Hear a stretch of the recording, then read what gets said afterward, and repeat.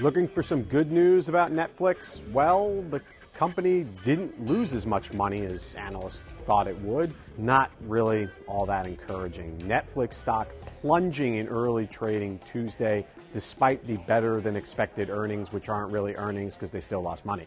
The real key with Netflix, why the stock is down, revenue guidance for the second quarter is lower than forecast. That is definitely disappointing. Netflix stock has surged so far this year, today notwithstanding, because there were growing hopes that the company was rebounding. It had the worst was behind it after an awful 2011, a year where subscribers started leaving in droves after a big price hike and the Quickster debacle and concerns about international growth leading to losses all this year and worries about how much money Netflix was going to have to spend on content and being able to renew contracts with key suppliers. They lost the Stars deal. That definitely is a big big loss for Netflix.